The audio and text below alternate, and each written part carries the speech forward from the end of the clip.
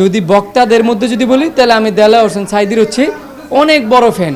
ওনার আমি অনেক ওয়াজ শুনতে আমি ঘুমাইছি, এখনও ওনার ওয়াজ শুনে আমি ঘুমাই। এই যে আমার কথার বাসা মাঝে মাঝে শুনেন যে আমি মানে গুছায়া ধীরে সুস্থে কথা বলি, চিল্লায় কথা বলি না, কিন্তু উনি চিল্লায় কথা বললেও কিন্তু অনেক বুঝায়া অনেক সুন্দর করে কথা বলে।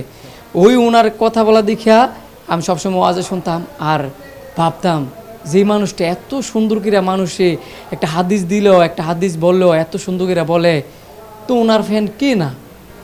হয়তোবা উনি মারা গেছে, কিন্তু আমি মানুষকে বলবো যে আপনি নাটক দেখেন, সিনেমা দেখেন, যাই দেখেন না কেন, আপনি ওনার ওয়াজ দেখেন, দেখবেন মনের মধ্যে অন্যরকম একটা প্রশান্তি পাবেন এবং কি মনের সাহস আরও বেশি বাড়বে।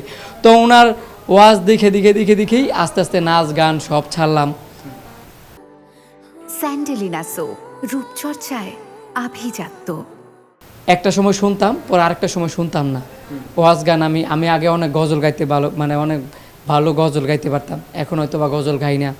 মাঝখান দিয়ে একটু মানে একটা বয়স যায় মানুষের, মানুষ নোংরামি করে, তো আমি মিনি ভিডিও বানাইতাম। আস্তে আস্তে যখন বুঝতে শিখলাম আসলে এটা আমার দুনিয়া না, আমার দুনিয়া হচ্ছে 2 দিনের। আমার আখিরাত বলতে কিছু আছে, পরকাল বলতে কিছু আছে, যে দিন বাঁচবো অদিন মানুষের ভালোবাসা এবং দোয়া নিয়ে বাঁচবো। এই যে হয়তো বা ভাবসাব ধরছি এটা সাময়িক সময়ের কারণে, কিন্তু আমরা আমাদের বন্ধু সবসময় নর্মালি চলি। যেমন আমি যদি এটার কথা বলি, হয়তো বা আজকে নামাজ পড়ি না, সবসময় যদি শয়তানও তো চাপি, প্রত্যেকটা মানুষের মধ্যে শয়তান আছে। আমরা যখন কিছুদিন নামাজ পড়ি না, আবার মাঝে মাঝে বলে এই সব মিলে নামাজ দিতে হইব। শয়তানের লগে কিন্তু যুদ্ধ করাটা হচ্ছে সবচেয়ে বেশি টাফ। আপনি মানুষের সাথে যুদ্ধ করে জিততে পারবেন, কিন্তু শয়তানের সাথে যুদ্ধ করে কিন্তু এত সহজে জিততে পারবেন না, অনেক কঠিন। আসলে যে বলেন যে আপনার মধ্যে হেদায়েত এসেছে যে ধর্মের পথে আমরা সবাই রয়েছি, বুঝে শুনে কাজ করি। অনেক সময় বিভিন্ন আইডি থেকে, বিভিন্ন পেজ থেকে আপনার পুরনো ভিডিও দেখতে পাই, মেয়েদের সঙ্গে নাচছেন, চুল বড়, চুল কালার করা, পোশাক আশাক একটু মনে করেন ঝিকিমিকি, ওগুলো যে আপনার চোখে পড়ে কেমন লাগে?